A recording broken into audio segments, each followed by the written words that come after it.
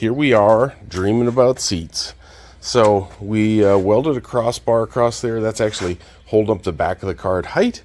A couple bars across the bottom for now, and then set the seats in there with a little editing there in order to get them spaced kind of the right amount. And it actually feels pretty good when you're sitting in there. I think we should try that out. I'm freaking loving it. She's a tight fit though. Oh yeah. Just taking some 120 wall square tubing or rectangular tubing, marked it up. We'll cut it off with the cutoff wheel and drill some holes, and we'll have some body mounts. Doesn't need to be expensive. And just like that, you got two mounts. Broke it again. Yep, we're cutting the front end off. I don't like to admit how much work this is, but it is kind of entertaining. So cutting the front end off, getting rid of all the extra metal that's underneath there, and doing it the right way. It always gets worse before it gets better, but yeah, front end detached. We'll lift it up, put it outside, and carry on. Would you believe that whole front end probably weighs 75 pounds? Probably not even that much. It's pretty incredible. Anyways, that's what we're left with. We are gonna clean this up, make mounts, get all this extra metal off there. All right, so we cut all this stuff off, put a new piece in here that we're gonna weld in. We took the old mount, flipping it upside down, trimmed it down, and it's gonna sit like that. And then we're gonna build a little cup into it. So we'll weld all that up. Then we can chop the rest of this off.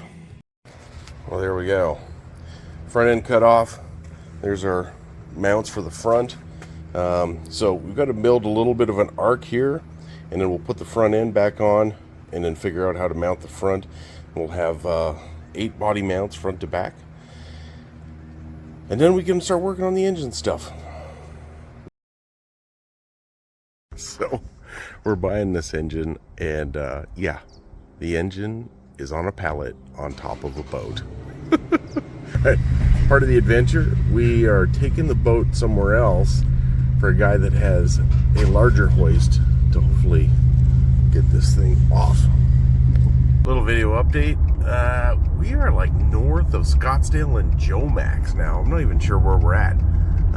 And I think his confidence is going up because we're up to about 40-45 miles an hour sometimes. But I'm driving along with my hazards. Safety first.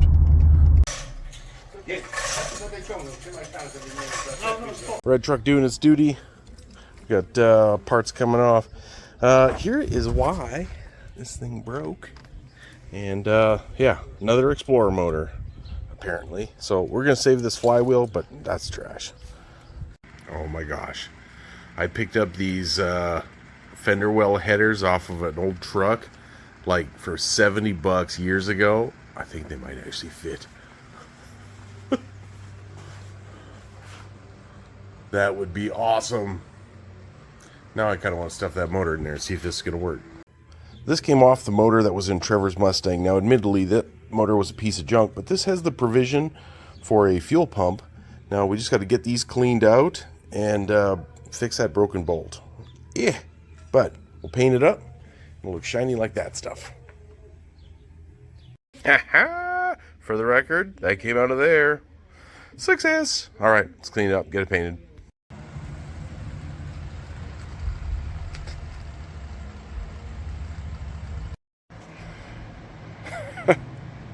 This episode brought to you by Trucks Doing Truck Things. Thanks, Patrick. You know what I mean. Here goes nothing. But,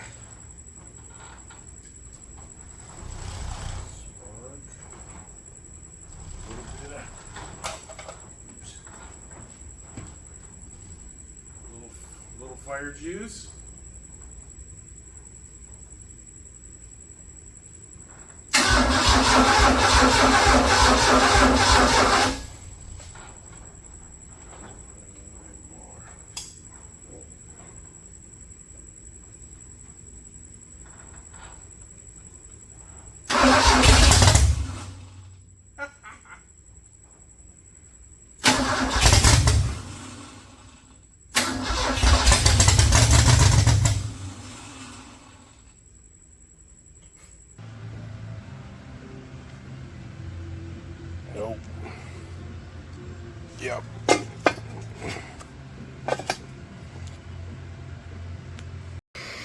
For the record, my sweet transmission deal wasn't super sweet. This bolt has a rounded off head, so I'm trying to heat this up, hopefully loosen it up a little bit, and if we have to, we're going to weld something on the bottom of it to get this out, but it'll come out.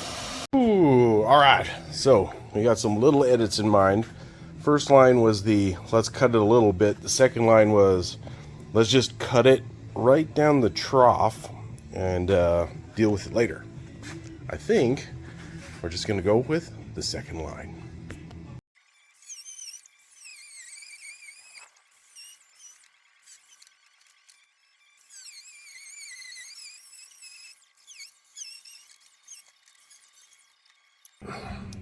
The way it's sitting right now, that looks like an 18-inch drive shaft. Motor mounts. Alright, for the record, that's an 18-inch drive shaft, and those seats are going to be awfully close. But we'll see. We'll see. I'm committing. Does it look too ridiculous? I don't think it looks too ridiculous. I think it's freaking awesome. Are we into this? I think we're into this. 20 years later, shout out to George Reed. George gave me these extra wrenches that came with some machines we bought at work. Turns out that I need two 22 millimeters to break that loose. Thanks, George. Alright, a little bit of a late night, but transmission mount, we're going to spray some black on that, and yeah, it's getting there. It's getting there. A little hard to see, but motor mounts are in. We're doing the transmission rear seal. Going to throw in some new plugs while we're at it. We're going to build in the end structure across here, an arch across the top of this, and maybe work on the pedal box. I don't know what even that's going to look like, but yeah, small steps. Yeah, just another day, sweaty. Summertime in Arizona. Gotta love it. Yeah. Today's even a cool day. Well, we pushed her outside. Why? Because it's actually kind of cool out. Got a little bit of a storm rolling in. So a touch of cooler weather. But we do have steering. We got a cross dash bar under their bar, under their bar. And for giggles, I took off those headlight thingers. And I like it. I like it better with headlights. Alright, that's what the front of the frame horns are going to look like. So we had to cut the front off. We put a 1x4 tube across there, blind nuts in behind. We'll weld all that stuff up, and then from here we can build up to support the headlight, and it bolts up across to go back across here and across the front, so the whole front end's supported.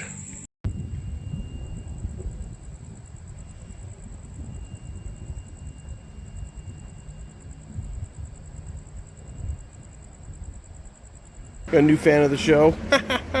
Anyways, we are making lowering blocks, some 2-inch square tubing that I got out of some scrap, 3/8 bolts with 1/2-inch heads. That'll be the nub, and then a 1/2-inch hole on the other side. Then that'll be for the other part of the spring bob. 2-inch lowering blocks installed. That sets the rear end to about the right height, where we still got some clearance. It looks like 4x4, but now the drive shaft length will be closer. We also put in the bars across here to support the gas tank and the battery, which should be nice, easy access, and then room for a little storage compartment or something. We don't know yet. 79, 80s Toyota trucks had a weird 56x64 bolt pattern thing housing, and then after that everything went square, 60-60. So we picked this one up. These holes are not threaded, so I'm just going to use this. I had to tap it in, it's so tight. It is centered on the pinion snub itself, not the bolt holes, and I'm going to just use this as a drill guide, make 4 new holes, and then we'll put the drive shaft together and work on this.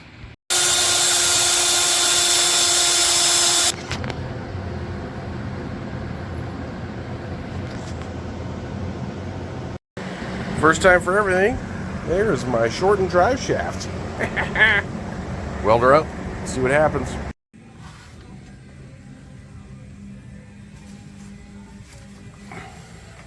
So obviously this is a little tight and a little dangerous. So my thought here is I took this piece of tubing I cut out the bottom, and then I'm going to widen it out a bit so that it drops over top of that, and then we'll build it down and out. It'll have a nice curved shape, and it's a pretty decent wall thickness, so if that ever comes apart, hopefully it goes down then up.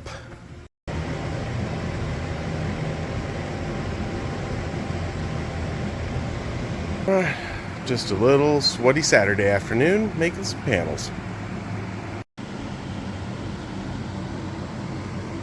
Alright, bunch of monkeying around, but that's what we did. Folded in the corners. Gonna spot across there, a little arc across there. It's welded up against the bar across the top and across this back bar, and we're gonna put a couple little braces in there for the heck of it, and check her done. Alright, could be a bad idea, but no brake booster. We re-drilled the pattern to just put the booster on here. I'm probably going to drill this up a little bit in case I need some more mechanical advantage out of the pedal, which means more throw. But yeah, we'll see. We'll see what happens. This Make It Last Garage video is brought to you by Fragile Labels. It does not ensure that your radiator will arrive in one piece.